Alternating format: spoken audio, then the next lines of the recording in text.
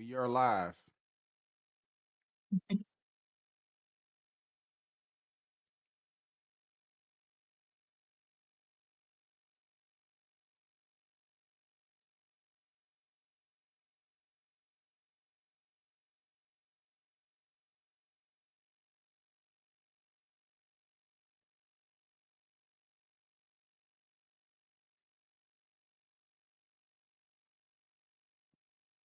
Wait, I think they're saying they can't hear you on the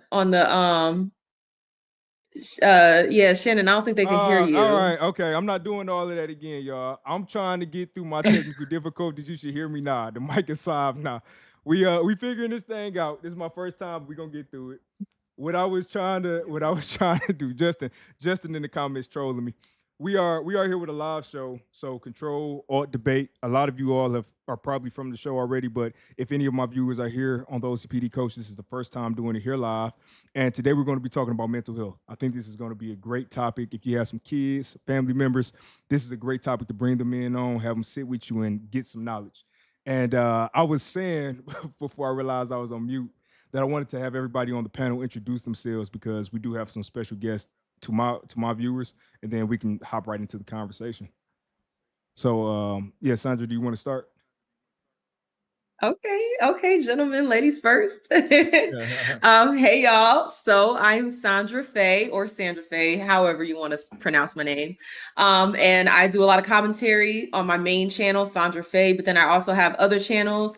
I have another channel where I do like lifestyle, makeup, skincare, things like that. And that's going to be the High Maintenance Diaries. So check me out. I have all my channels listed on my main channel. So you can just, go through and show your girl some love. I appreciate that. And then, and Sandra's actually the one who introduced me to the crew and brought me in. So appreciate you. This is a great opportunity. Logix, you want to go ahead next, man? Yeah, what's good, y'all? Sorry. My name Logix. Been a content creator for a little over a year where I do a lot of debunking, space denial stuff, red pillars on the internet, making fun of those guys, and sometimes social commentary here and there. So yeah, I like to have fun on here. So I got a quick question, real quick. What's the biggest theory that you've debunked so far, that you've tried to debunk so far?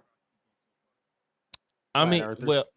yeah, I ain't really debunked it, but because of the flat earth, that's been debunked, but people still believe in it. I would say one is I thoroughly it wasn't a big video, but Poetic Flacco was trying to get the conspiracy theory about Aaliyah's death, and I went through that pretty thoroughly, and I think I managed to debunk that. Okay, nice. So if y'all want to look into that, man, I used to be all into that when I was younger, the Illuminati and all that stuff, man. I was deep in it. Couldn't even sleep. So make sure you check out Logic's channel if you want to learn more about that stuff. And then next we have Bob. So Bob, light is on you, man. Indeed, indeed. Shout out to everybody that's out there tonight that's watching. Shout out to all the supporters that's been coming in week after week to check us out. And again, it's your boy Vibes. Oh, yeah, I gotta forget me. I ain't put my stuff on on silence. But make sure you tap into the channel, All Facts No Bull, because I like to keep it as factual as possible and no bull when it comes to the things that we talk about on the channel. And I appreciate everybody that's here. My boy Logix, Sandra, and the OCPD coach. We live tonight, y'all. Let's make this happen. Appreciate that. And I'm having a little bit of low audio on your side, Bob. So if you want to, Is that for everybody or is that just for him? It was it's just just No, you. it for was a little you. low. Okay, just making sure. All right. Wanted to cut it up. Everybody, Didn't want it to be too loud. Let's go. no, you good now. So Chad, if we too loud, let us know. But yeah, let's hop into this thing. I never hosted a moderator panel before, moderated a panel or anything like that. But I think if we just open this up with some genuine, authentic discussion, I don't think we can go wrong.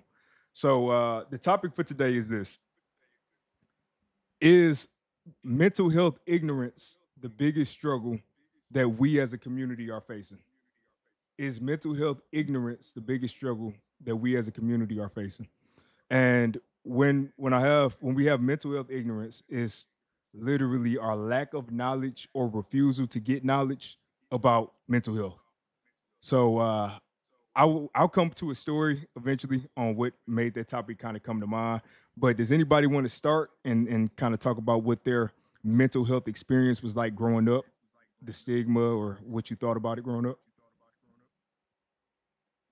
Well, honestly, growing up black, okay, growing up black, a lot of times, um, we're told that mental health just isn't a thing. Either you being respectful or you being disrespectful. That was the two categories that you could be organized into. So, growing up, it was just like therapy was not a thing for a lot of black people, you know? It's like, well, if you feeling depressed, go depress them dishes. That's what they would say. You feeling depressed, go depress that bed sheet and go fold the laundry. So, I think throughout the years, society in general has gotten a lot more comfortable with the conversation around mental health. But I think it's gotten to the point where rather than educating ourselves so that we can better ourselves, a lot of people are using mental health as a shield. They're using mental health as, well, don't hold me accountable because I have this or because I have that. So I think we've really, gone from one extreme to the next, right? One extreme where we're denying mental health to the next extreme where everyone's so mentally ill that nobody should be accountable for their decisions. And myself, and I'm gonna just wrap it up, but myself, when I think about mental health, I'm really thinking about how can I be better? I see it as a tool, right? So like me and Shannon, we've had a conversation about OCPD and I took the quiz. I ain't gonna lie, them numbers were a little scary, but I don't see that as an excuse for my behavior. I see it as just a tool so that I can be better. So that's my idea around mental health. Okay, perfect. Thank you. You gave a lot of topics. I'd like to take notes, y'all. So if y'all see me writing stuff down, that's because I have ADHD and I will forget stuff. I'm transparent. I tell everybody about what I'm dealing with. I think it's helpful. Bob, Logix, either of you want to hop in on that real quick? You want to go or you want me to go? Go ahead, Logix. All right. So, honestly, my experience, I'm gonna be honest, I never really thought much about it. Like, it wasn't something that I personally had to deal with, or maybe didn't see it in my immediate vicinity, or if I did, I didn't recognize it, which could also be a problem. You see things, and then you get older, you think back, you're like, man, this could have been that, or this, that, and the third, and you realize some things could have been different for your friends, families, or whatever, yourself. So I never really thought much about my mental health necessarily growing up. But I do appreciate where we are now. I think it's a much better climate. Um, I do like the fact that people are able to express whatever they're dealing with or their families dealing with freely. But I do agree with Sandra that it's coming to a point where people use it as some type of crutch or an excuse for their behavior. And it's just another one of those things where people try to overcorrect for the lack of what has been already. So that I think but right now I love the fact that we can have people be open about what they dealing with and not feeling a way about it. Okay, cool. That was great. I got some real good content out of that too. I'm gonna come back to something that you said about never really thinking about it and not knowing if you might have something, because I think that is a big part of what Mhm. we're going to be talking about today. But Bob, what you got, man? Uh, let me make sure I'm understanding the conversation we're having here because are we talking about mental health overall or mental illness? Because there's a difference in that conversation. So I just want to Yeah. make sure I understand the direction we're headed with this conversation before I give my opinion.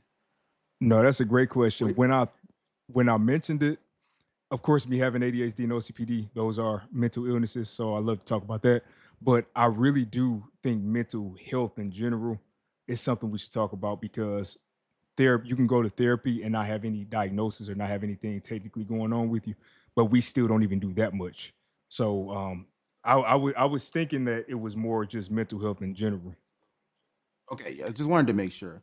When it comes to mental health, I definitely think that's a bigger spectrum than we like to actually play our cards on. It's a bigger table to lay these cards out on and to get a broader aspect of what we're actually dealing with. Because dealing with health it's something that ranges from spiritual, environment, environmental health. All of those things play a part, when it comes to your the physical and the metaphysical of who and what we are. So that's why I wanted to make sure we was talking about mental health. Uh, but to dawn on and to put and shine a light on mental illness, because I'm pretty sure that's part of the conversation that we're going to go into.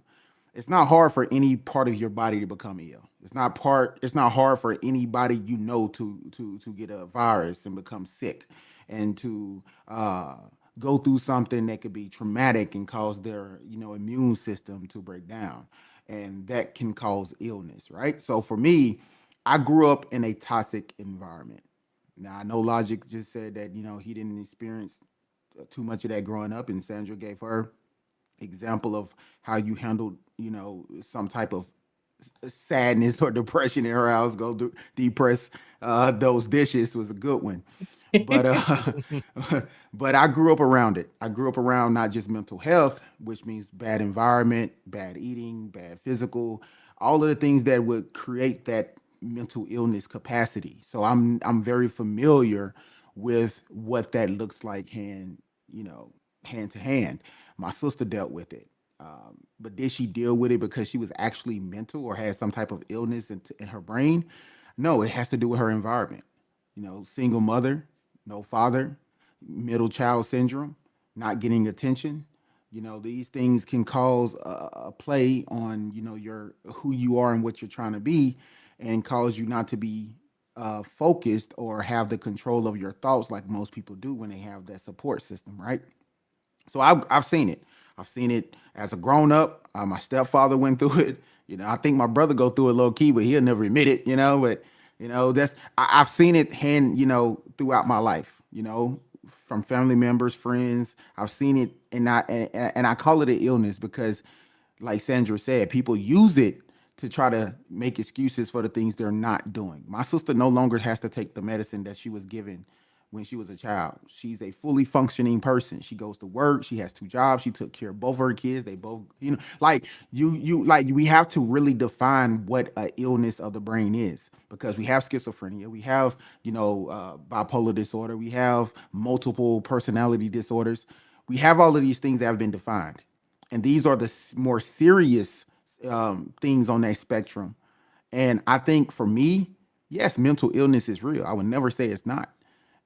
Mental health is definitely real, just like physical health, and any spiritual health or environmental health is real.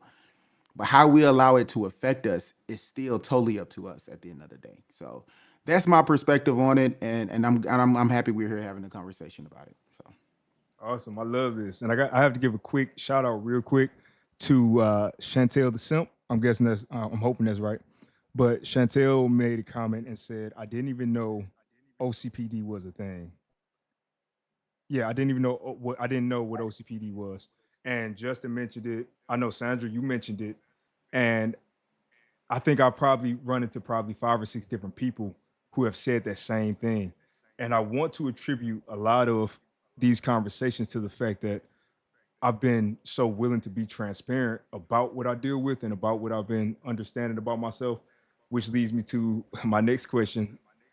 Bob, you made a comment and you said if your brother had a disorder or had an illness, he would never admit it. I don't think that that is uncommon. I think that's much more common, especially with our men and how we grew up. Why do you think that is? I want to talk a little bit about the why first. Why do you think that yeah. is? Well, my brother's of the older generation, right? So it made you a weak person to have mental illnesses or to have mental deficits in certain capacities. You have to be strong mentally, strong willpower. You have to be that guy that can handle everything, take on the world. In reality, the world is a lot, especially where I come from, and I'm not the only one that come from a place like this. But we praise mental illness where I come from. Not openly. We don't up and say, "Oh yeah, yeah, we love crazy people." No, we praise the actions. We praise the outcome of the situation, which causes people to not recognize what's really wrong with the environment. Because the greatest saying on the planet is that you can be the smartest person in the room, and you can be talking to everyone about everything, but you look like the craziest one because no one no one understands you. I mean, that's how it is with this. It's just it's the reverse scale of it. There's a million people on the planet dealing with the same perspectives, praising the same outcomes. And who are we to come in and say what you're doing and what you're saying is wrong? No, you're the crazy one. Look how everybody else is enjoying this. No, you're the crazy one. I couldn't go to my brother and tell him he has a mental illness because he's in an environment that supports that. He's in an environment that says what you're doing is okay, you know? And So that's where we are in our society. So go ahead. so I want to ask this so we can open it up to everybody else because I think everybody can give some input on this. You said outcomes. What outcomes? Can you be more specific on what types of outcomes? It doesn't have to be specific to that situation, but the outcomes that we Yeah. praise. Well, we praise outcomes of survivalship, where it's all, for instance, son went to jail for robbing something. He shouldn't be in jail in the aspects of the society. He should be free because he's such a great person, but what he did was just wrong. He goes to jail, he gets out in 6 months, they throw him a party. But not only did they throw him a party, they got the weed there, they got the liquor there, they barbecuing. It's great that he's home. Versus asking how did he feel, what did he go through, what help do you need now? We're praising the actions of someone who committed a crime, getting out, and we're praising them like they didn't deserve to be there. Those are the outcomes. Those type of outcomes are more consistent across the board than, hey, I know you just got out. Listen, what can we do to help you get to that next level? Do you need to talk to someone? Do we need to go? We don't get that type of approach when we get out. It's the weed, it's the liquor, it's the party, it's the women. Hey, let's get back to what, bro. Let's go out and do what we did before you went in. That's the outcome. Those outcomes is what I'm talking about. Gotcha. Okay, thanks for that. Thanks for the clarity. And Sandra, it looks like you're nodding your head. You want to add something there? Yeah, I mean, even just think about the music. The music, all it does is praise things that should be considered mental illness. I mean, if we talk about even just women being too loose with themselves, that comes from mental illness and trauma. If we think about, the rap music that talks about, committing all kinds of crimes, like sociopathic behaviors, which is a mental illness, it gets praised, right? The more ratchet a song is, the more likely people are going to want to bump it and spread that type of messaging. So absolutely, I 1000% agree. We oftentimes praise people who are having these mental crises, right? We praise them. And there's even communities entirely created around having those types of traumas and that type of mental illness, where they literally just go around trauma dumping on one another rather than actually healing from the things that they're going through, rather than actually seeking help. So, I agree 1000%. And it's to our own detriment, which is the worst part. Okay. Ignore Alexa if y'all can hear it. It's giving me a reminder about this. No, that was You're that fine. was You're great. fine. That was great. Hold on, y'all. I gotta let it finish because I'm gonna keep losing my train of thought. Okay, You're all good, right, bro. good job. Um, no, I really liked everything you were saying too. I wrote this stuff down, and I want to talk about a way forward in a second. But I want to know if Logix, do you have anything you wanted to add real quick before we I was add anything else? I got a slightly different take, and I feel like I could be right or wrong. It might lead to what you was gonna say. I feel like it might. My thoughts with both of them saying was, as a bunch of us grew up not knowing much about how to deal with mental illness or how to keep our mental health at peak functioning. I don't even know how you would approach the person coming out of jail. You know what I'm saying? The upbringing of the rapper or the girl that want to shake her ass. I don't know. Say for Vibes example, the man's got out of jail. You say you throw him a party and stuff. If I went up to him and say, "Man, what'd you go through in there?" and he starts dumping on me, I don't know what to do from that point necessarily. I don't have the background, the education, or the experience. All I could probably say is, "You sound like you got a lot going through," and I could hopefully point you in a direction. And the goal would be that we give people tools to internally see where they need to go before they have to dump on somebody who can't help them necessarily, and then they just tell them the same thing that they hopefully could have diagnosed themselves to then go seek help on their own. You know, you want to get people to the point where they can either know where to go or know how to figure it out on their own, you know. So, And that perspective you gave is so valid. I tell my wife this all the time. When people call me and tell me bad news, I never know what to say. It's you can't make things better, and especially when you're a problem solving yeah. person, like I'm sure you all are problem solvers. You always want to give them the solution. What I will say is this: anybody who is listening, one thing that I've tried to do more is understand when people are just trying to vent or trying to get things out, and instead of me just giving an answer, trying to figure out the best answer, I let them vent and then come back later, days later or whenever it is, and just say, "Hey, I just want to check in on you." And you'd be surprised how much just doing those little check-ins on folks, just calling, reaching out to people, makes them more comfortable where either they're gonna open up more or it gets to the point where they just start to kind of heal with you, just build a different type of relationship. So they help me out a lot. That's And so I want, true. yeah, go ahead. Yeah, no, that's so true because I struggle with that so much because it's like my mind, I'm instantly going to solution, solution, solution. But sometimes people don't want to hear that. They just want to, you know, have somebody they can lean on and just get it off their chest. And, you know, if you're constantly just thinking about solution, solution, solution, and you say that, you know, hey, well, what about this? Then oftentimes they're not going to feel like they were actually heard. And so, you know, it's just it's very tough, especially if like you said, you're a solution oriented individual. um you know, sometimes people they're not ready for the solution. Sometimes people are just not ready for that solution yet, and sometimes they're just in the stage where they just need to get it off their chest and say it out loud. Because sometimes when we say things out loud, we can hear it and we can realize, you know, certain behaviors or patterns or, you know, things like that. They can start realizing where the problem is really coming from. Okay. They can have those realizations hearing it out loud just by venting to you out loud. So that advice that you gave was really good. And I'm gonna definitely implement that. Let me and let me jump in here real quick because what y'all are saying is super logical. I love the fact that we're all logical people here. I mean that's amazing. But this is also is the problem with society as well. Is that you don't fully understand the perspective of all sides of the world. No one, everything you're saying sounds like some shit a white person would tell someone who's been to therapy. I'm being honest. I'm sorry for my cousin, you know, this is what this sounds like. Go ahead. Yeah, listen, but this is what this sounds like, and it may get a little aggressive for me on that basis because I've seen both sides of the world. I've been to therapy myself. I've known people that went to therapy, but let's talk about the people who can't regulate, who don't understand regulation at all.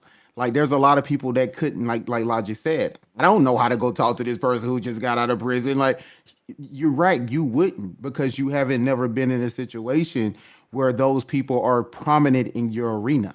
You know, when you come from an arena where this is a prominent type of behavior or personality trait that is proven to be 89-90% of the people you interact with, those people who's in there know how to talk to those folks. They choose not to talk to those folks the way they need to be talked to. The only people that can speak to those people that way and probably not get hurt doing it is the mama or the grandmama, you know? And that's probably the only people that can reach that person that I was mentioning in that capacity. Right now, me, I'm not even myself, and I'm from it, but me, you, Sandra, and Shannon, we go and try to talk to someone like I just mentioned, we probably gonna get beat up. It's just what it is. Like, who you talking to? What the hell you think this is? Like, that's not the case. So this is the next question for me before we move on. When we talk about mental health, mental illness, are we speaking on a global landscape of everyone, any race, any gender, any color? Or are we just focusing on the Black community? Because if we're going to focus just on the Black community, I'm going to be 100% with y'all. We can't approach it in the way that of a logic of what logical sense make for us in today's society of how we hear and we should be able to regulate ourselves, because that's not the case. That's not the case across the board when we're talking about the real mental health and illness issues that are going on in our society. That's what I want to leave that at. So yeah, for the to answer your first question, we're talking about specifically our community, because I know we have even the different, what do you call it, outcomes you talked about. There are a lot more Mhm. outcomes that we didn't even touch on that we That's see true. as a result of this stuff. And for the second, my follow-up question for you, how do we approach it then? Again, you're talking to someone who had their blinders on for so long now, brother. You know what I'm saying? 10, 12 years removed.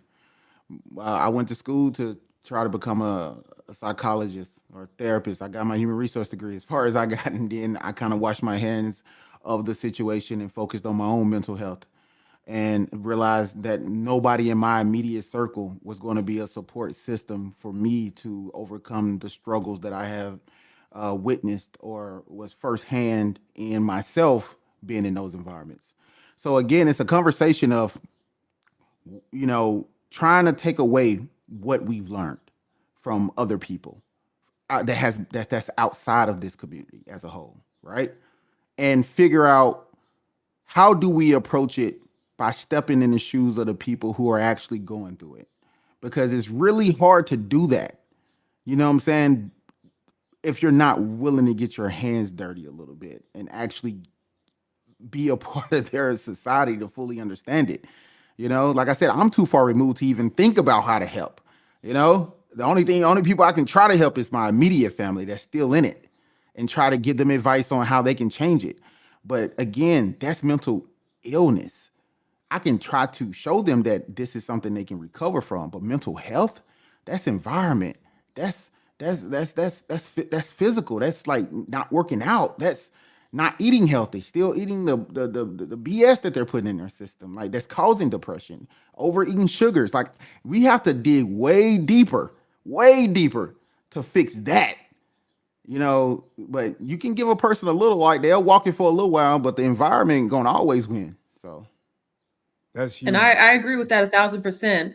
A lot of times we don't understand how the things we eat, the media we take in, even if you think about the air, like there was this whole scandal where in the projects, and they call it a project for a reason, they would literally test psychoactive drugs within the ventilation system. This is a real thing. My tin crazy. hat is not on. This is real. They would literally put things in the ventilation system and then observe people living in the projects. And so when we think about the environment and the food that they eat, even if you go into those predominantly Black, low income neighborhoods, the food is different. You might pick up something from company A, like let's just say bacon from company A, and you go to a different neighborhood that is well off and you pick up that same pack of bacon from company A. Guess what? Those products are still going to be different. If you look at, there's a number on the back of the product, and I learned this Fruit too, relatively yeah. recently. Yes, there's a number on the back of the product, and that tells you exactly what batch it comes from, and it's going to be of different quality. And a lot of people don't know that. That's why even when Justin and I lived in a certain neighborhood, we would go to this Kroger, but not that Kroger, because that Kroger would get lower quality food. And we don't understand how much what we eat affects our mental health. Okay, so it's a multifaceted issue, and we can't just approach it from one direction, because if you're getting attacked from all sides and you're only fighting what's in front of you, guess what? Your back is exposed, your sides are exposed. So it's a difficult conversation, but we have to try to move the needle forward, because if we don't, then we're going to continue on with this cycle of our most mentally ill people, first of all, being propped up as the face of the community, but then Exactly. also ruining the things that those of us who are builders, who are doing better, who are trying to push the conversation forward off of just, oh, everyone's racist, who's trying to push the conversation off of those topics and onto something stronger, we're not going to be able to really do that if our lowest denominator is constantly put to the forefront and seen as this is the face of Black people, this is the face of Black America. So it's a difficult topic. It's a difficult issue to fix. Agreed. And just to piggyback off what you're saying real quick, and y'all mentioned it earlier, a person who's really dealing with mental illness and mental health is not a person that's going to come to you and ask for that type of help or just want to be listened to. You know, they're going to make actionable actions that obviously shows that they're going through some things. You know, like, and again, I've been to therapy. You know, I'm pretty sure y'all have been to therapy the way y'all have spoken, or at least had someone of that capacity to talk to. I was well with this. I was talking to I ain't talking to people in my school for what? They can't tell me. They don't know where I come from. That's the mindset that was, you know, I was built with. But once I understood I had to break down those walls of protection and talk to someone who was really there to listen and to help me figure it out, it's nothing wrong with it. It's just that we don't know how. No one ever taught us how to express in those capacities. So when you get a friend or someone that like Shannon said call you and they're going through something, yeah, it's okay to be quiet. You know why it's okay to be quiet? Because you have learned how to deal with pain and struggle and issues. So you know how to respect someone who understands. They just need somebody to talk to. So that's what the difference is. It's like people who are really dealing with true mental illness and mental health problems don't know how to even approach that or even understand when someone is just trying to be a listener. They'll take it out on them too. So, yeah. That's good. So, Facts. Logix, you got anything to add? Nah, We not getting deep. We really. getting deep. Yeah, they was touching on a lot, and I know you was trying to move to the next topic, but I didn't have nothing to add per se. No. Okay. So before I pull up the next question, do either of you have a topic that you want to go deeper into? No, bro, we following your lead, brother. All right, Mm. cool. So, oh man, I want to talk a little bit more about growing up, right? And you said we weren't taught to have these conversations. Logix, I know that you said that you never really even thought about the mental health condition that you might have been dealing with or that you might have been growing up with. I want to know what we can do to start making this more regular for young kids growing up.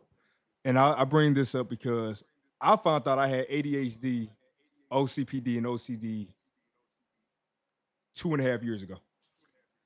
Mind you, I'm married, I'm a father, I've been able to work jobs and all of this stuff. But these disorders started getting in my way of doing certain things. And I had no idea I was even dealing with this stuff. So, what can we do to bring more awareness to the youth coming up so that we don't have as much ignorance as we get older? Anybody can jump in on it. I do think we need to. You mean as people or as an individual like me? Like, what would I do, or ideas that everybody can help? Go for both if you want to. You can answer both because I wasn't Yeah, I I'm wasn't thinking specific. like just investing in resources for mental health, whether it be school, outside of school, making it more available.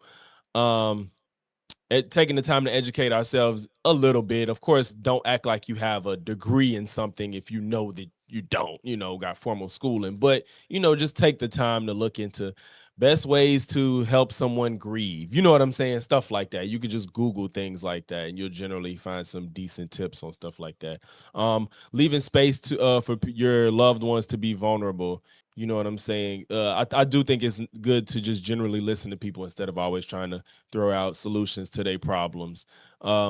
I know, like personally with my kids, it's not necessarily like a mental health conversation, but we always have like conversations just to ask how they're doing. You know what I'm saying? Just letting them know if something's bothering you, just tell us, and you don't want to be judgy about anything, even if you don't feel like they making the best decisions about it. Just opening the floor for open communication, I think is like one of the biggest things and easiest things to do.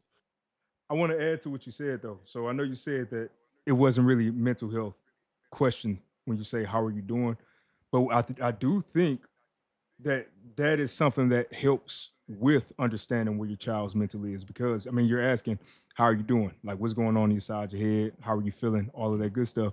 And that's a question that I don't think we ever truly answer. I think people always ask, hey, how you doing, or what's going on, and we brush it off. We just say I'm good, what's up, but we don't really think about how we're doing and reflect on it to give any opportunities for somebody to come and help. Anybody else want to answer that first question? I would just say, one of the things that we really need to do is we need to stop bastardizing certain medical terms, right? Because when you have overexposure to certain things, especially if it's not being used properly, like certain terms like narcissist or sociopath or all these different terms, they get used so often that they lose their meaning.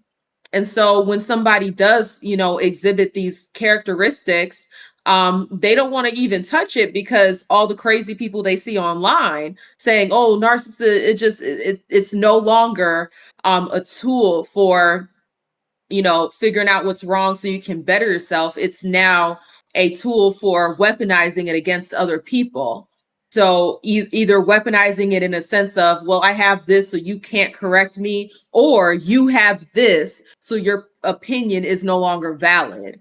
So, I think if we really want to have an honest conversation, I'm talking about in a general sense about mental health and have the door open for people to seek help, we need to stop bastardizing the different terms associated with mental health and remove the sensationalism around it, because that's going to hurt the conversation more than it's going to help. Because you got a lot of people, they think that it's a personality to have autism. They think that's their personality. The personality is that I have autism. The personality is that I have this, or your personality is this because it's just, when we muddy the waters like that, it makes it so that the conversation can't be had in a genuine way. Because if you were to go up to somebody and you genuinely believe that they have these different symptoms, if they hear you say that trigger word, because that's what it is now, these mental health labels are trigger words now, they're gonna discount everything you have to say, even if you have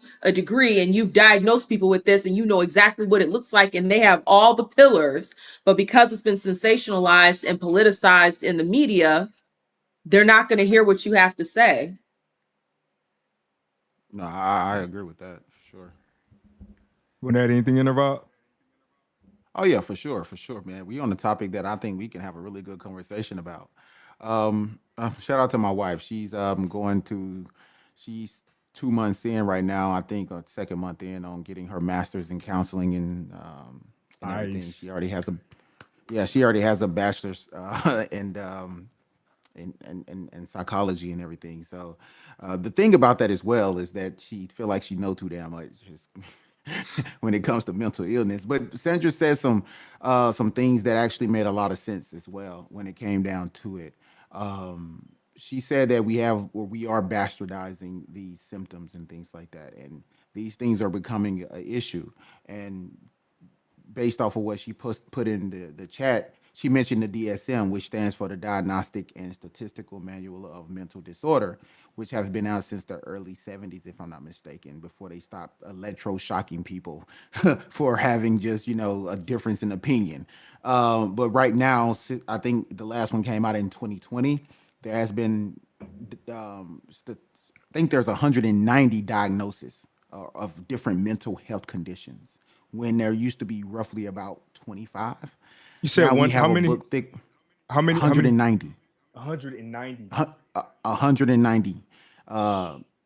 Based off of what you're saying, Shannon, there's people in your chat saying, what the hell is OCPD, right? They're saying, I heard of OCD, but what is OCPD? Well, these are branches of the same thing. We've just been able to model them once you can mix another diagnosis with it, like you said, ADD or ADHD. I always mix those two up as well. I don't never know which one is which, right?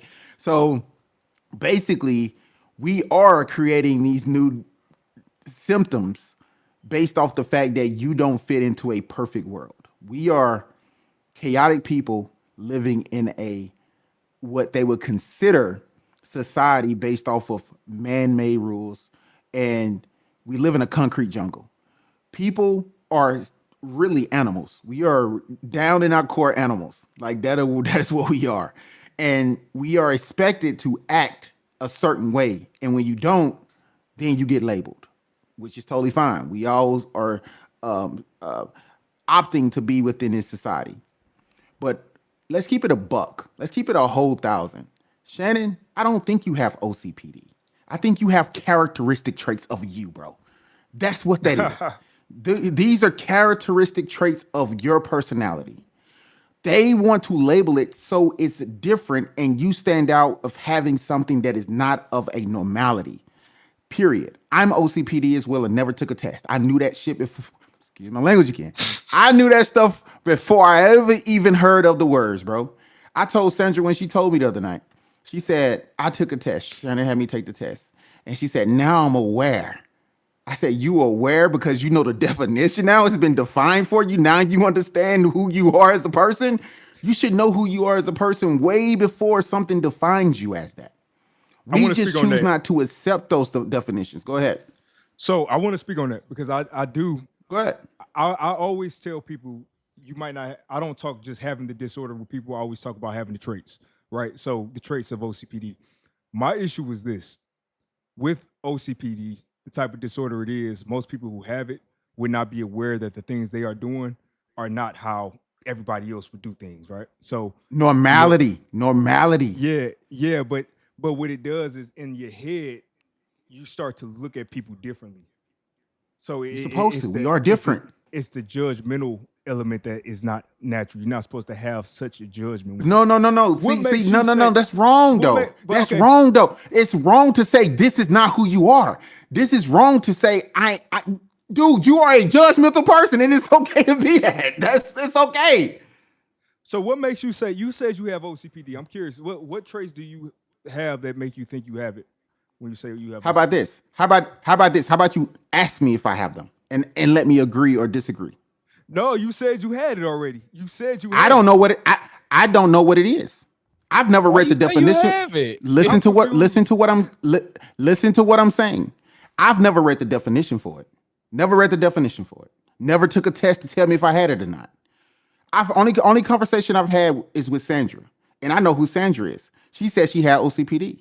I must have it too, because me and Sandra have a lot of things in common in likeness.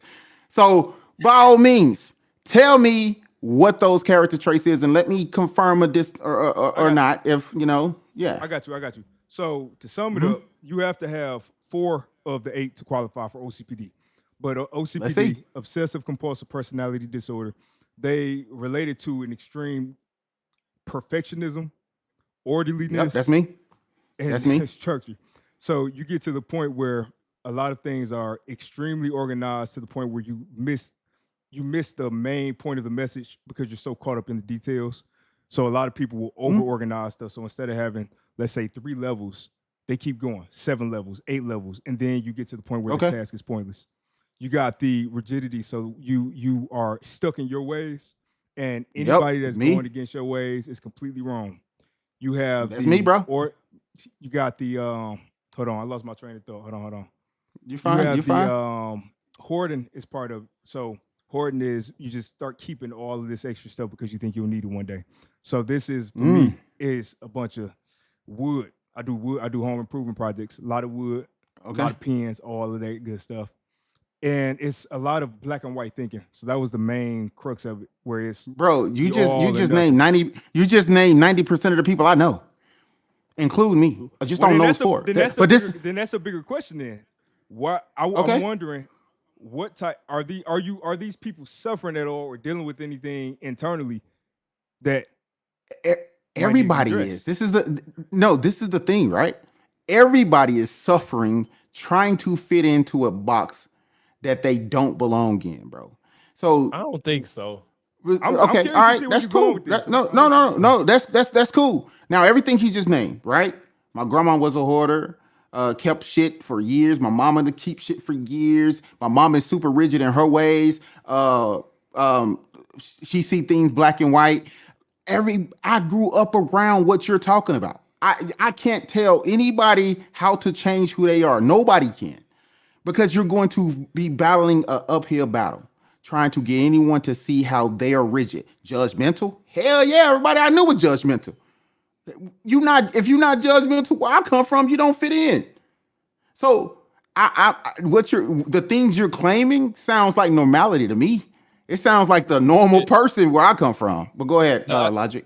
I mean, I don't know. My bad. No, Shannon, you're you want- good. No, You're go good. for No, it. I No, know go Shannon. ahead. Okay, wanted- okay. This is good. This is I was good gonna say, I conversation. think this is coming from a layman. You know what I'm saying? I don't know any, diagnostic things, but to me, I always took a lot of these mental health issues as sometimes it's problematic. It's not about like, I got these personality traits, so I'm just it's just whatever. For the individual, it gets to a point that it's interfering with their life, and there has to be, and it's not to say there's necessarily something wrong and you got to fit in with what other people are doing. It's just I want to just be able to function and not be so caught up in these details I never get my tasks done, or I'm hoarding stuff and now I'm on hoarders. You know what I'm saying? So it's just like But that's why I it's say like you gotta pinpoint what's happening and do something to adjust it so your life doesn't become hell. But that's what I'm saying. You're saying exactly what I'm saying. Where he is in his arena, yeah, it's out of the norm. Go to where I It's come not about from. norms. No. It's all about norms. Go to where I come from. You fit right in, my brother. You fit right in. So all I right, don't think. all right. So let me say this though, because what Logic's hit on is the truth as far as the suffering part. It gets in the way. Like I can have a successful career and all of that, but there was issues at home. So crazy things like never taking a day off of work at all. Worked on my wedding day. Thought it was normal. I thought that was completely normal. It's a workaholism that comes with that is not natural. So people typically have issues with their relationships person. But this is the thing. Even if you say it's a lot of people that you know dealing with it, I don't think that means that this is not something we need to look into. I think we need to look into it more because I think a We need lot to of us look at actually no, deal with these we, issues. but we looking into it more because it's outside of the arena that you're familiar with, bro. That's the only thing I'm saying. Like, you obviously comes from a nice home, mother and father probably, No, I'm two from parent Detroit. household. I'm from Detroit. All right, Single you're from parent. Detroit, single parent. Single So parent, bro. so you know what the hood looks like in Detroit, bro. Yeah, I Right. do. You know what that looks like, bro. You come from it. At some point, you change your mentality to focus on the things that other people are not doing. You focused on it so much, now it is a mental problem that has caused some gray areas in a life you wasn't even supposed to have because you overcorrected. If you didn't overcorrect the way you overcorrected to have the lifestyle you have now, you wouldn't have the damn lifestyle. Period. You'll probably still be somewhere in between the place you ran from and the place you ended up, bro. So it's a issue because you either met someone or someone that's in your life saying, "Oh, this is a problem," because they didn't come from where you come from and you overcorrected in their eyes. But you look at it, I'm just a grinder. I'm just trying to make sure I don't have to go back to where I came from. You see what I'm saying? I get you, but it's additional components to that. So I'm gonna talk Justin. Okay. For instance, I've Go known ahead. Justin for 10 years. Justin is the first person that'll be able to tell you how I used to be as a delegator, which is one of the biggest issues that people with OCP deal with. That wasn't something that, oh, somebody came in and this is an issue for me. That's something where I can't even build a business. I'm gonna have a hard time managing or having a significant other if it's stuff that we have to get done because I'm not able to delegate. And it wasn't for that. It's not I can overcompensate for it so much. That's an issue. That's something going on in here where I need to figure out why I'm like this. So it's what I'm saying. It's deeper than we just saying. It's really deep. We have to look into this stuff more and figure out what's going on. All right. Break it down to me. How much more deeper is it? Because the only people I know that are super successful are people who take control of the reins of their own lives and their own careers and say, I'm not depending on everybody to do everything for me. You know how to delegate, bro. You wouldn't be in a position. You had to delegate something. You delegate your wife to your kids. Now, it'd be different if you were saying, no, I got to go work and take care of my kids. No, you delegate. You know how to delegate. You delegate to the people you trust to get the job done. Hold on. Let me finish. Let me finish. But hold on. That point you made, though, Okay. you don't know what that's like. Because I do that. Yeah. No, I'm saying. Hold on. You do what? What you said, the delegating, I've had to actually force myself to step back and let my wife handle my son because I get in the way. Like that's an actual struggle that I have had to deal with and figure out. Hold on, but it's a struggle for you or your wife. What do you mean? Who is it a struggle for? Would be That you both, wouldn't Well, it? it's both. It's no, both. no, no, It's both. no, no, because no, for no, no, her, no, it's gonna- no. Let me hold on. Let me finish. Are you the one sitting back saying, "Damn, I'm taking on too much. I need to step back," or is your wife or someone else saying, "Hey, stop. You're interfering with what I'm trying to do, and you're doing too much"? Because for you, it's not a problem. It's a problem for someone else. The first part is a problem. That's what you touching on Okay. exactly the workaholism. That it's the thing. I always talk with OCPD and spectrum. I think Okay. it's something where you're trying to do right, you go way overboard with it. So the Mhm. first thing is a problem because you wind up going too hard, you load up way too much stuff on yourself, and then you start becoming resentful, getting mad at everybody else when it was you that stepped in the way. And Okay. I'm gonna be honest with you. I know we all talking from my perspective. Sandra took the quiz and we talked a little bit about it. Let's hear from her perspective and see if it's Yeah. anything Let's that's hear it. addition. Yeah.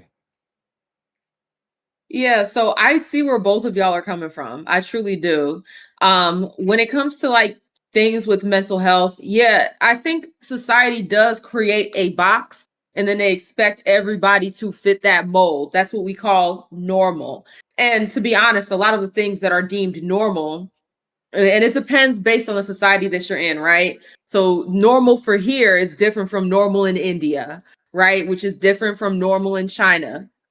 And you know, you're gonna run into issues when you're outside of what that society deems as normal. And so when it comes to this conversation about well, OCPD in particular and the complications that it brings up in life, I feel like in some aspects, yes, it can be a superpower. It truly can be. You know, I find that I'm very interested in productivity. I'm very interested in streamlining. You know, that's just how my brain works. I want to see how can I make this as efficient as possible, a well-oiled machine, and that is a beautiful thing.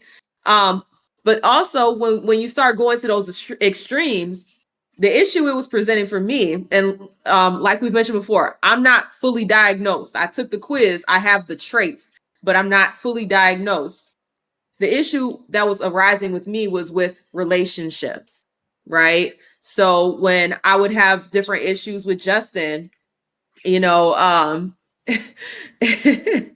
I would have such a rigid outlook on things. And that's the part that I'm more concerned with is that rigidity, not being able to kind of go with the flow on things and thinking that everybody else thinks the way you do, but they're just inefficient.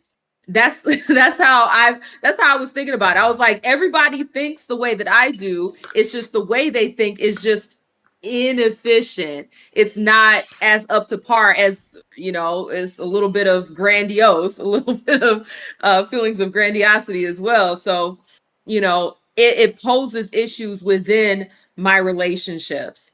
So I would get very upset with Justin if I had an idea in my mind about how I wanted the day to go, and then I wake up and it's not going, it starts off not going the way that I expected, then it's just like throw the whole day away. And that's not typically normal, right? Like that's just not typically normal. So it can, once it starts impeding upon your life and your relationships and making your relationships very difficult, then I think knowing that you're having these issues and that it's not something that every single person is dealing with, it's something that is out of the societal norm and it's causing strife amongst your relationships, at that point we should be looking for options to rectify it or mitigate it, because I agree with you, Vibe. Like not everybody is going to be the same, Right. right? Not everybody is going to have the same traits, and that's one of the things that's so beautiful about society in general is that we're different. You know, I genuinely appreciate diversity. With that being said, if these behaviors and traits are not meshing well with the loved ones that you have in your life. And it's causing issues, and it's causing yourself issues, because it's not just a one-way street. It's causing mental anguish for yourself, and it's causing mental anguish for the people around you. Then we should be open to finding ways to mitigate that, finding ways to work around it. I hope I answered the question. I'm not sure. I want to add one more thing for you, Bob. I want to add one more thing because Sandra hit on it. When we talked about the issues for me, I wound up having to go. I didn't know I had anything going on, but it was because of my relationship, my marriage.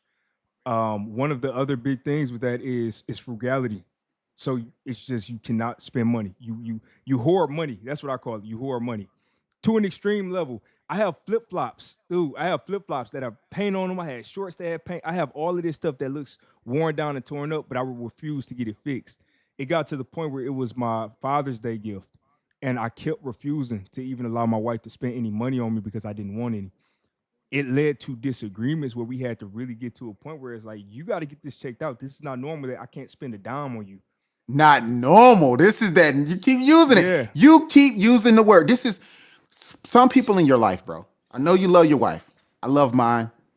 My wife probably loves me most days. You know, I'll probably piss her off just like you do your wife with the same situations, right? I'm super frugal. Don't spend this. Don't do that. I want to spend that. I want to do. I get it, bro. I understand what you're saying. This is not a disagreement, but I'm going to say this. Personalities going to clash regardless. That's just what it is. The zodiacs tell us this. This is why you're supposed to choose people based on your zodiacs and horoscopes and stuff. Listen, I get it. What society and people in society try to do is to make you an NPC, period. Most people are walking around as NPCs, non-playable characters. They are looking for the normality in life to say that this is how things supposed to go. You're supposed to walk this line every single day. You cannot do what your heart is set out to do to get to the outcome that your heart says is you're supposed to be your outcome. Not everybody's supposed to live and last in relationships forever. Some things are for momentary things. You can still be friends. You can still love each other. That doesn't mean you're supposed to live your life forever with that person. The goal here is to make sure that each person is happy, right? If you change yourself so much that you're no longer you're an NPC. You are the person that the world told you have to be to feel normal, to feel like you are actually a part of the world that we live in. I refuse to do that on any scale. I will tone down. I would try to find some basis, but to fully say I can't be me and that person can't be them is crazy for us to even be thinking. That's causing mental illness and mental health problems within itself. So what I'm saying is, don't become an NPC because you think you have an issue, because you think you need to be normal. Everything about you is normal. You're not physically hurting anyone. You're not intentionally hurting anyone. You're not going out here with an agenda to change the world in a chaotic way and to say the world needs to fit me. You're looking for balance that says, hey, I'm looking for what I'm doing to work, and people that's rocking with me can rock with me. If they're not, they're not. So all I'm saying is I don't look at that as a bad thing. I don't even want to label as OCPD. A person that's OCD is not a bad person. They just super clean. They like things in a certain way. If you can't handle that with a person, you shouldn't be in that person's aura. That's all I'm saying. So where do we? Go ahead. Logix.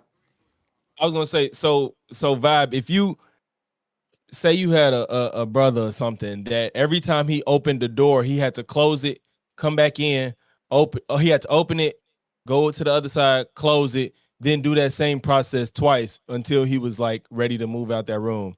You would be like, that's just my brother. You'd be like, that's just what it is. Like, fuck it. You don't think that at a point in his life, it'll become intrusive to his life? You don't hold on. Intrusive to the life that he chooses to live because he wants to open the door 2 or 3 times. That has nothing to do with me. It's not a choice. It's compulsive. It's not a choice. It's always a choice. It's always a choice. You can't take away human choice. No. It's not that simple. No, that's what. Well, I think what we need to understand. I think we need to understand about some of these mental health crises. Not everything is necessarily a choice, because if you think about it, your brain is a computer, right? And sometimes those wires don't work right. like for instance, you could have like people. Oh, now we're taking away free will, because now no. You have to take away free will. You have to take away. No, hold on. So no one has free will. No, hold on. Wait. what I'm saying is when it comes to some mental health issues, not Which all. ones? No, which Some ones? men- We got to Okay, find it now. let's talk about schizophrenia. Schizophrenia is something that people they can't necessarily control that they're Because they don't have free will. They don't have free will because they don't have free will. Because they have wires that are crossed in the No, brain. no, The no, brain no, is no, on the no. computer. They ain't no wires up there. Some neurons and some You know stuff like what you that. mean. That's what I Well, mean. listen, hold on, You're hold on. right. We know exactly what we mean. Like, I'm curious to hear about out here because I've grown up around people, and I know you said you grew up around people too, but that's what my family's business is in, is foster care homes, adult foster care homes, people with schizophrenia and all that. So what are you, when you say they don't have free will, are you just saying that that's what you're assuming that they're saying, or is that what you're actually it's saying is facts. they don't have it?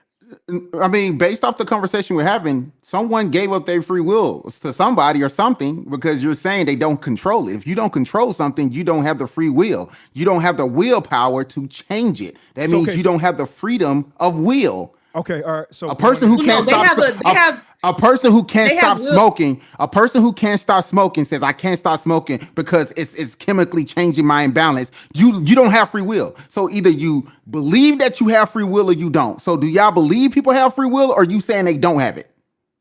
what I'm saying is that you have a will as far as how you respond to the things that you're seeing. If we're talking about schizophrenia, like how you respond to it is your choice. But the fact that and schizophrenia is a spectrum, right? Like not everybody has it all the way to where they're literally like there's variations, but people who have it very severely, like they are literally seeing things that are not there. They're thinking things that are, or hearing things that are literally not there. So what I'm saying is how you respond to something is a choice, but whether or not because if you think about it, like your brain is just taking in information from your environment. Like if you even think about your eyes, like the way your body is taking information in, if there is something that is physically wrong with the cells within your eyes, you're not going to see correctly. If there's something that's like saying a blind person don't understand 2 + 2. That's like saying a blind person, just because they don't have the use of their eyes, doesn't register with their brain. Like a blind person can live the same life that you live. They can probably even drive a car today because they drive themselves. So that's what I'm saying. Like that's not what I'm saying though. If we're comparing it to blindness, what I'm talking about is other types of mental I wouldn't call blindness a mental illness. That is more of a physical handicap. But if we're talking about that could cause mental illness, that could cause mental illness though. It could, but that's not. It can cause, but it's not the mental illness itself. So what I'm saying is, when we think about mental illness and there's so many at this point, and some are more severe than others, and most of them are existing on a spectrum. People who are suffering from a disorder that is so difficult and it alters the way their brain functions, like it, while I don't like the idea of taking away accountability for certain things, there are some issues. I disagree with that to the extent, because you have to make it clear: do we have free will or not? So on that basis, let me just ask you this one question. In Logic, I see that you're really on your tiptoes to jump in here. I just really want to know this, Sandra, because you said you don't like giving people accountability, right? In which are taking accountability away from the facts. Do you believe that the coronavirus was an illness that people had? I don't know if we want to get in. That's a real question. That's a real question. All right, let's just do simple. Is the flu a illness that people can get? Yeah. Is it an illness? Is it an illness that people can choose to fight and get over? Well, your body. You don't answer the question. Answer the question. It's just yes or no. It's just yes or no. No, because your body has an automated. So no. Do people die from the flu? Yes or no? Yeah, people die from the flu. Do they choose to die from the flu? Well, that depends. Oh, so it depends. So see, this is what I'm saying. Either people have the willpower to fight an illness and get over, or they don't. So are you telling me people have? Depends.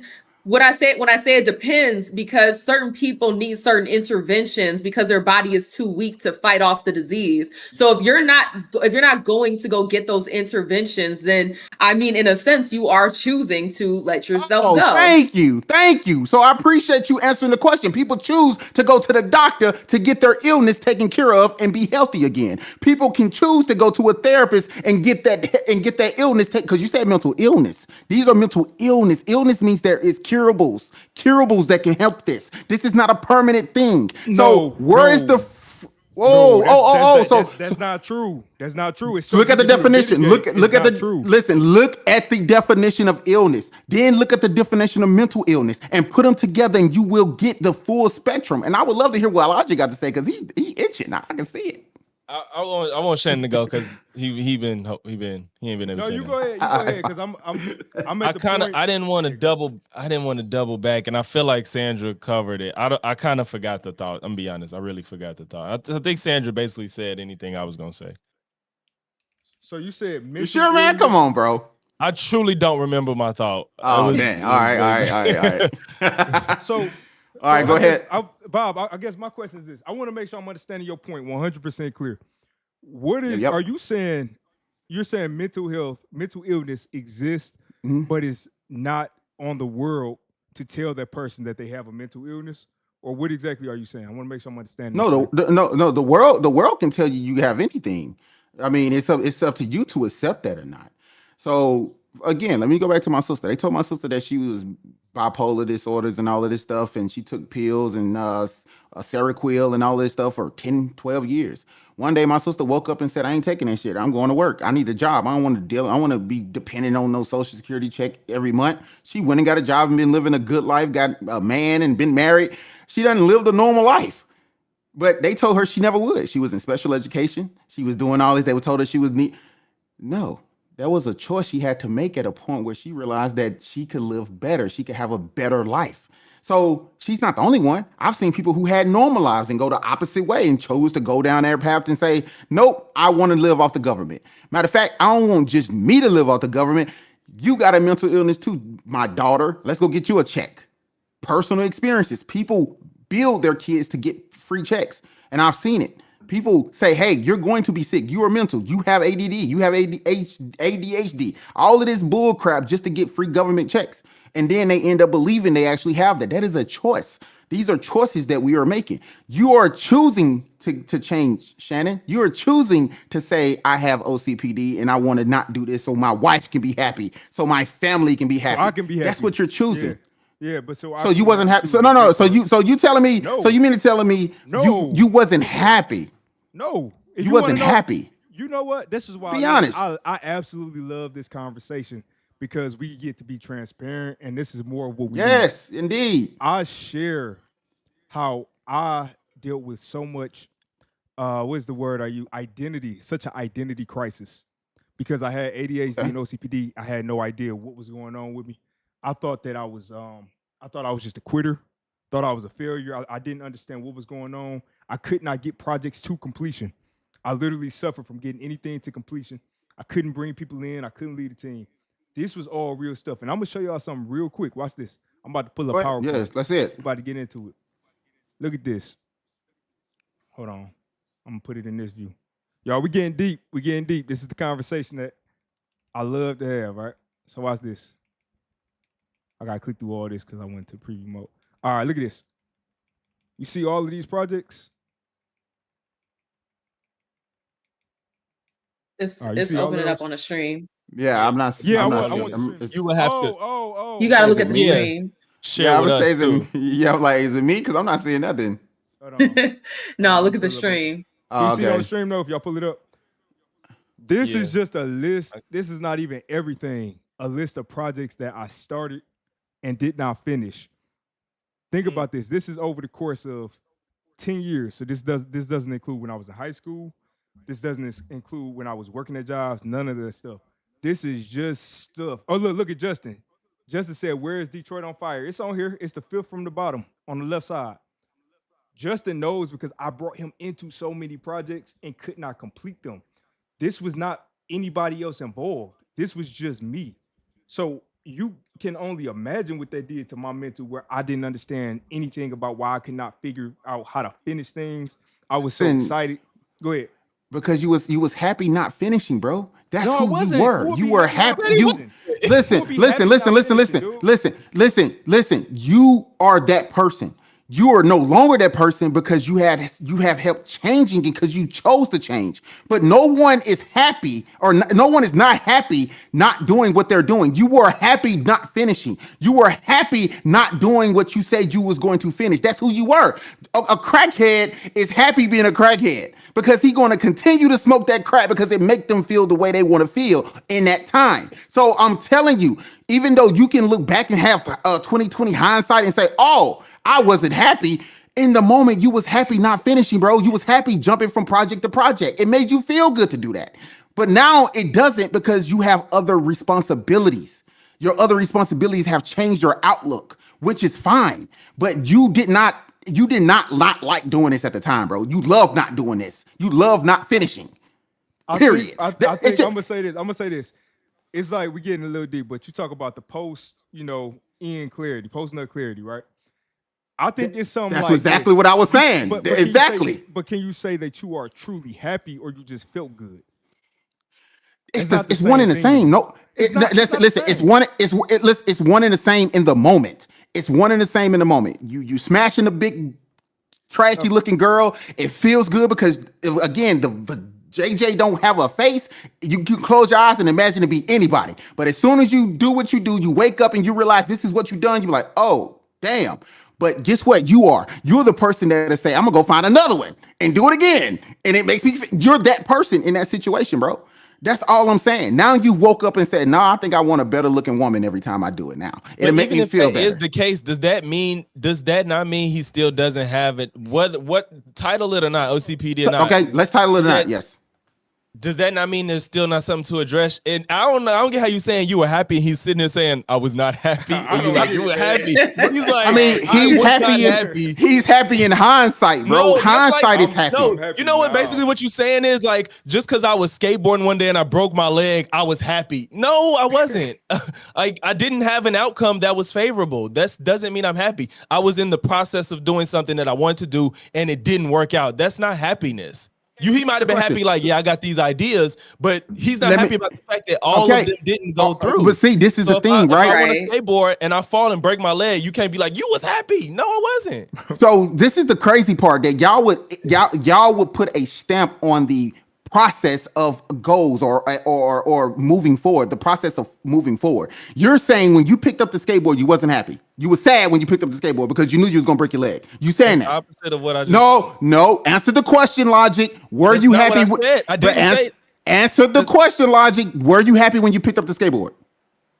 Sure. Were you happy when you put it on the ground and put your foot on it? Sure. Were you happy when you pushed off the ground and moved 30 feet? Sure. The change came when you broke your damn leg. Other than that, you was happy. He was happy when he thought about the project. He was happy when he put it in place. Listen, he was happy when he called out to Justin and say, hey, let's do this project together. He was happy when he put $10,000 into it, but he said, I can't finish it because I got another idea that's going to make me happier. So I'm going to move on to this. And he was sad when he looked back and said, I could have been doing this instead. That's the problem right there. That's the issue. So the sad. Okay. But hold on. But if you're going to go this route, you said when you're looking back, you still are looking back the whole time. It doesn't go looking away. Looking back is irrelevant because you can only move forward in life. Perspective is always greater when you're in hindsight. Right now, me and my wife had this conversation yesterday. She said, you could not have been happy with my exes, my child's mother and my ex-wife. Well, that's a false narrative. I was happy with them. I was good. It was nothing wrong with those relationships. Let me tell you what the problem was. I was the problem in those relationships because of what I was working towards. You get what I'm saying? The relationship itself wasn't the issue. It was when I changed my mind that the issue happened and we resolved it. So it wasn't the relationship itself. It was the action within a certain point of their relationship that changed the outcome that I can look back and say, damn, that was a bad relationship. Anybody can do that. That's easy to do. You have to appreciate what you've done, bro. You know you can do something. You just haven't sat down and say what you wanted to actually finish. And let me ask you a question. You know how many people who done hit the lottery and said, once I get $1 billion or $100 million, I'm gonna be the happiest in the world? There's a lot of rich, sad, broke people out here, mentally, physically, like, what is true happiness, man? You talking about those projects didn't make you happy, bro? Haven't even started that many projects, and my wife look at me like, why I'm jumping from ship to ship. Hell, I'm trying to get a list like you. Listen, we are all different. There's nothing wrong with you personally. I think you're an awesome person. You just have some problems with yourself that you want to accept. That's who you are. That's just what it is. For me, on the outside looking in. Right, from the outside looking because in. Yeah, that makes sense. Yeah, on the outside looking in. Yeah. That's the thing. I mean, just to. Good. Oh, sorry. No, I don't want to interrupt. No, I'm gonna say one more thing. But that's the issue right there with a lot of mental health. Why we don't get a lot of stuff diagnosed is because from the outside looking in, everything looks good. But where the struggle is mental. It's in the head. That's where the struggle is. Yeah. Illness or health. Illness or health. Do you have a mental health issue or a mental illness issue? Say it one more time. Go ahead. Say it one more time. Do you have a mental health issue or a mental illness issue?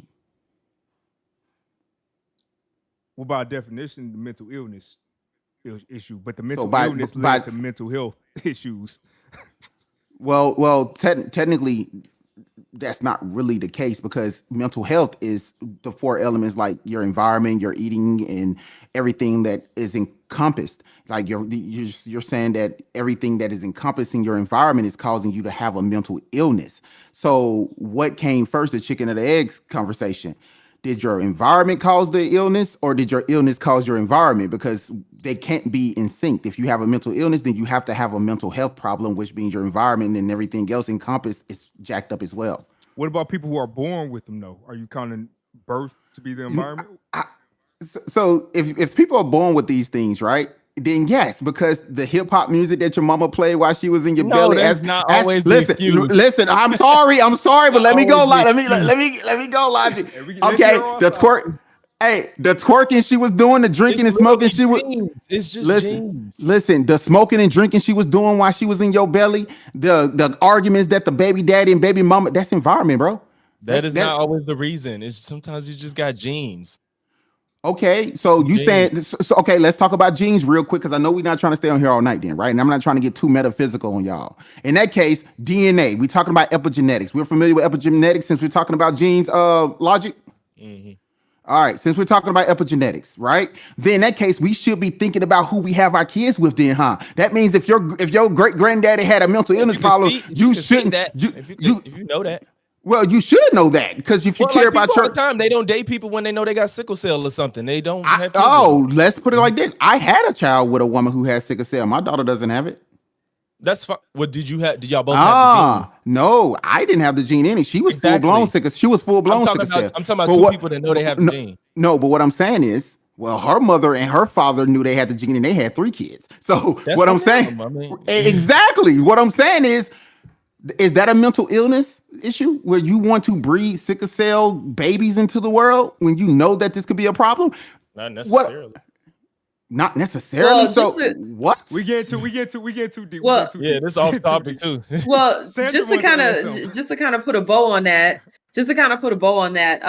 I do think that as society continues to, and this might be a little too, I don't know if the right term is black pill, but as society continues to protect those of us who in a normal Wild West would not survive, the more we, have a society that coddles people and creates an environment where those of us who would have been victims of survival of the fittest, we're going to continue to see these issues grow and get worse, because you have people that probably should not be procreating and having children with these diseases or mental illnesses or things like that should have been eradicated if survival of the fittest was allowed to do its thing. Hitler. You sound like Hitler, Sandra. You might want to calm down now. No, I understand. I get it. But it's the truth. Whenever you think about and not everybody believes in evolution, but if you think about how organisms develop throughout time, that's what happens. The genes that do not fare well in the environment, they don't survive. And then the next generation, there's some slight augmentation because the genes that did survive got to procreate. And so those genes continue to very slowly augment throughout time.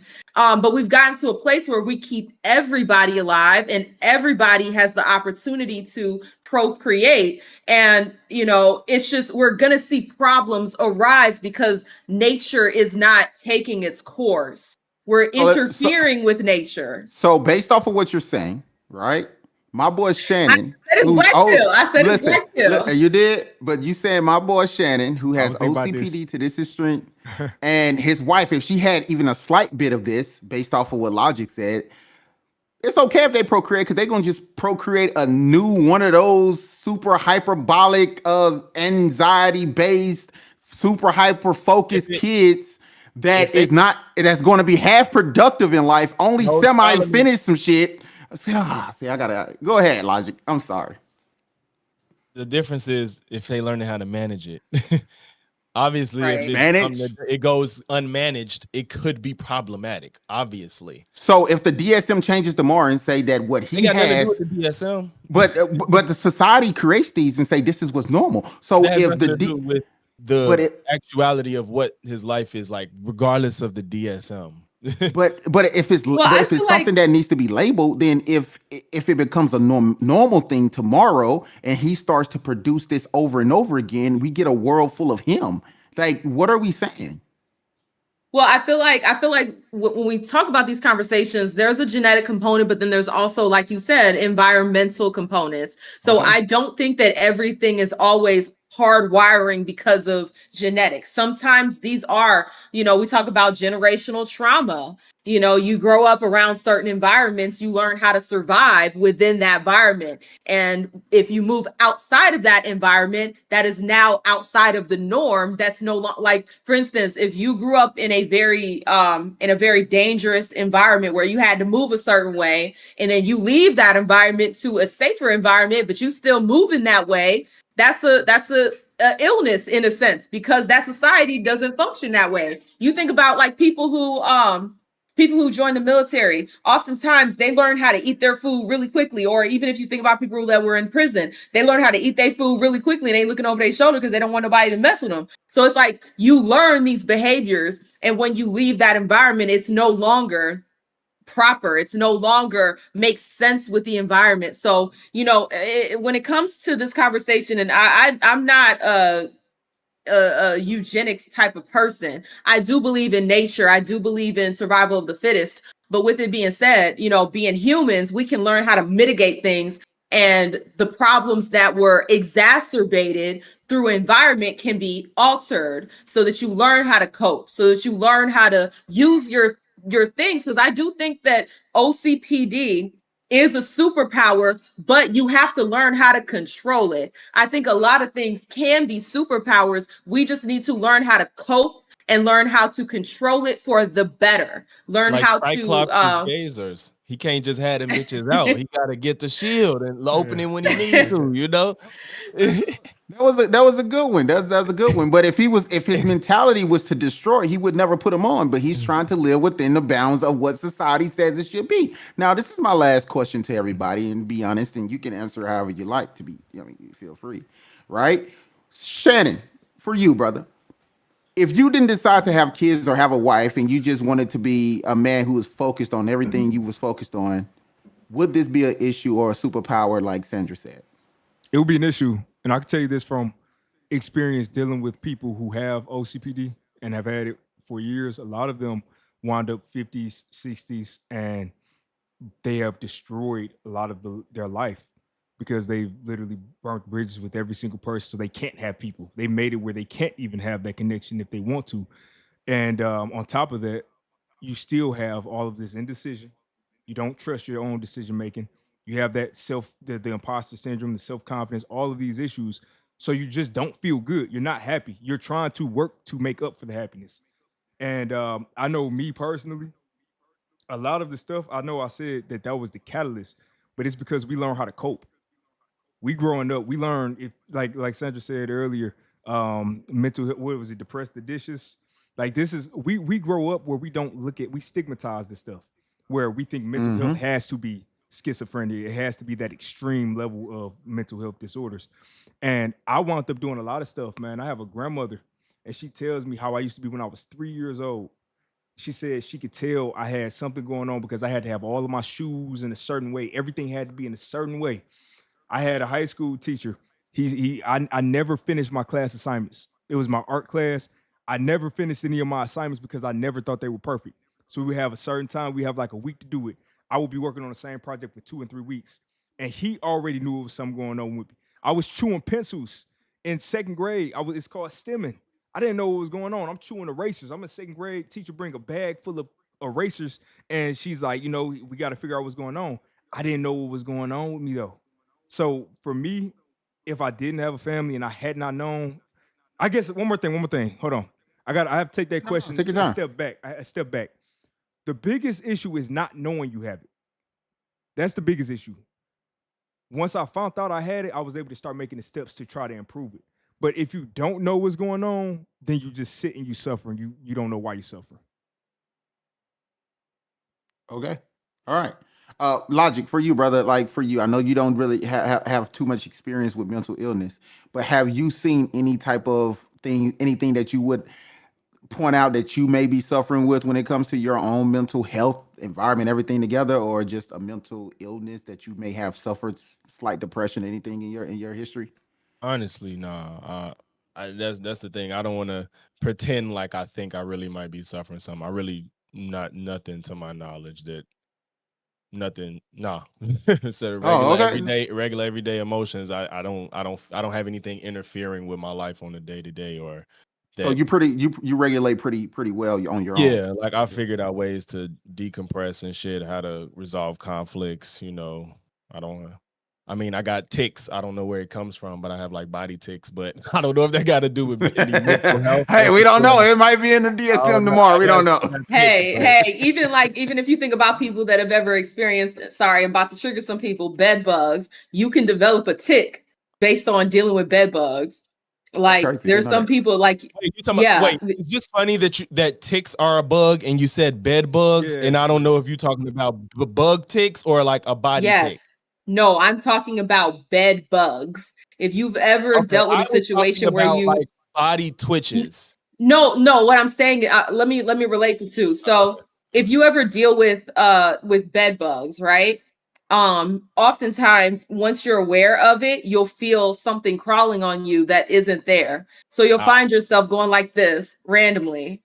And there's nothing there. There's literally nothing there. You could have been far removed from having bed bugs, but you will still like just randomly just start tapping yourself different places. So that's why I said it's similar to like you said, having those body ticks. You can develop those not just based on something like not being wired correctly, but also experiences can cause Environment, you like to you have said. those type of ticks. What about you, Sandra? I know you mentioned that you had you deal Some with traits. I have the OCPD. traits. Yeah, traits. Yeah. But just out Because of I'm not curiosity, gonna do yeah. that. But anything else Um, that you think somebody would have or probably said that you are? Well, I've been diagnosed as a pick-me on the internet for a few years now, so there's that. Diagnosed as a pick-me. He said diagnosed. But that's neither here nor there. But I feel like with myself, and I have my own little things that keep me from going and talking to a therapist. I don't want to be diagnosed in a sense of somebody prescribing me drugs or saying you have to take this to better yourself. I like to try to go about things in a more natural way. Like you said, the food, maybe exercising or, different techniques that are more holistic to deal with the things that I feel like I'm going through. But I know I've dealt with postpartum depression. postpartum anxiety, which a lot of people don't talk about, but they're different. They're slightly different. I had that with my daughter, not so much, just a little bit with my son, but not nearly as bad as it was with my daughter. Like it was, Justin will tell you, and you can ask him after the stream or whatever. It was pretty, I had postpartum depression really bad. And, outside of that, just having that rigidity, being a super stickler for rules to the point where it impedes on life. It's just, I think that some things are normal, but the thing is, other people may have gotten those tools on how to cope with the same thing. Because like these mental health crises we might be going through, the ones that aren't as severe, that could be something that's normal, but everybody else has learned how to cope with it because of maybe their environment, maybe their parents, maybe their exposure, different things like that. So it's never been an issue. It's been a non-issue.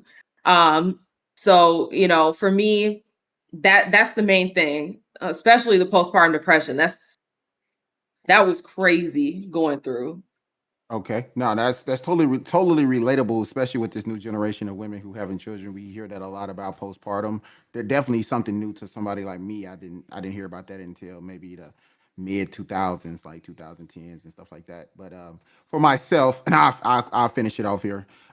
For myself, I had to develop. I'm gonna call it selective illnesses and disorders, like personality disorder. I had to selectively create these personalities growing up where I grew up because I didn't fit into the environment that I would have survived in. So that's like that for a lot of people. That's why the nicknames of the children, like Spanky, little Spanky grow up to, want to fight or something, a little, this look like those personalities and these nicknames that our parents give us is to help shield us for who we really are. I didn't know who James was for a long time. My wife helped me come and help me find and develop that real character and that real personality of who you see today. And I started working on that person way before I met her, but she helped fully evolve that person into the person you see today. Growing up, I had to be a multiple persons, multiple people. When I'm around my friends, I had to be the guy that was willing to be down with the shit that they was down with. When I was by myself, all I wanted to do is just watch, science videos and watch videos on, how the earth works, metaphysics stuff. I wanted to be the guy who went to the science fair. It's not always, hey, let's go to the basketball game. But to survive and to be accepted, you had to, generate these personalities to fit in and to be a part of something, which I had a choice. I didn't have to hang with those people. I fought regardless. Even if I was the nerd, I had to fight. If I was the cool guy, they still wanted to say no. Either way, the actions in that environment never changed, no matter what personality I was wearing. So on that basis, that's one thing that I can honestly say that I went through, and I was happy when I was able to relieve that veil and not have to carry that personality disorder around. And I think that's a lot of the things that a lot of people in these low income environments have to deal with, is creating these personalities to survive. And those personalities become so overpowered that people forget how to get back to the basis of who they really are or want it to be, and I think that's one of the real causes of mental illness and mental health in the places that we was talking about earlier. It's survivalship. People just trying to survive in these spaces where you can't be, honestly, you can't be who we are today. Me, you, Logix, Sandra, we cannot go to those environments today and survive. It's not possible. We're not going to any of those places and saying we're going to live here amongst these people and be the people we are right now.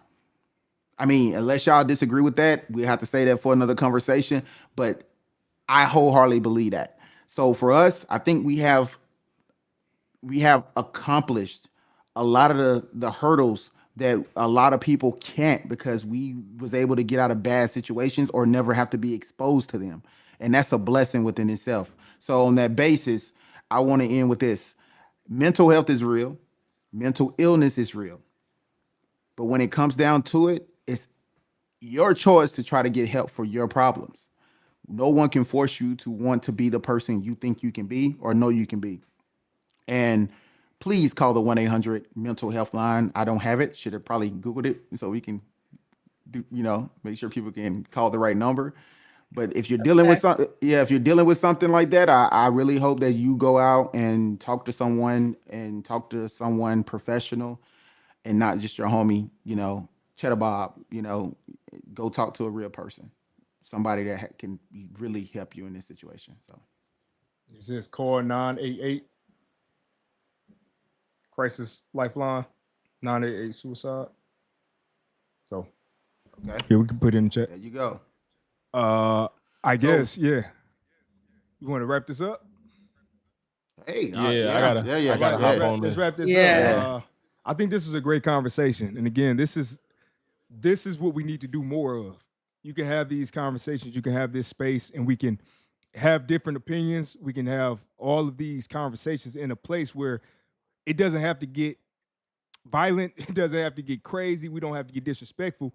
We need to do this more. We have to find ways to have these conversations and share light, give insight, all of that. So I appreciate you all, first of all, for coming on here. I think this is a great, great conversation all the way around. So we had quite a few people. Shout out everybody in the chat that decided to come through. I saw quite a few people I knew, and it was just great to have y'all in here while we had this conversation. Do you all want to go ahead and give shout outs to your channels real quick? yeah, ladies first. Go ahead, Sandra. Sandra Faye, I believe we are all in the description. So if you want an easy, quick way to go sub to all of us, we have our channels in the description. I do a lot of commentary. If you are easily triggered, please do not click on my channel. I'm sorry. I really get into the nitty gritty on a lot of different topics, and sometimes my perspective might cause you to feel some type of way. But if you are willing to, put your ego aside and hear a different perspective and really try to understand it, then by all means, come over to Sandra Land and subscribe and become a Faye. In the building. Yo, it's your boy Vibe. You can go catch my channel. Either it's a Vibe, or you can go to my main channel where I upload content and do these lives with the fam. The Control Alt Debate fam is Vibe checked, but it's all facts, no bull. This Logix. My YouTube is Logix, ILL and space LOGIX, where I do all my commentary videos and reaction videos. And then if you're into gaming, I got Logix Lens Gaming, also where I do gaming news and stream video games. I guess since we talking And I'm about to games, get on TikTok and debate. Sorry. Oh no, you're good. So talking about games, like Logic just said, if you are into video games, I'm a video game developer. My guy Justin's also, he's somewhere in the background, but we've been developing games for a minute. And I have a game right now that you can wishlist on Steam called Retro Game Store Simulator. Go back to the 1980s. In the 1980s, custom mod, no GNAI, none of that crap, and run a video game store for as long as you can. So that's coming out in And we November. believe he can finish. We believe he can finish, y'all. We believe Absolutely. it. Absolutely. Yes. Yeah, I appreciate that. I appreciate that. We Go definitely wish list that. Hey, go wish list that. Yes, go wish list y'all. We've been working hard. That's why I have 2.5 hours of sleep basically. I've been working on this because we real close to that finish line. But yeah, no, I appreciate y'all coming on. It's the OCPD coach, and this is Control Alt Debate. See y'all soon. Peace. Peace, y'all. Deuces. All right, y'all. I gotta bounce. I'm supposed to hop on these TikTok debates. Yeah, man, my bad, bro. I ain't mean to keep us that long.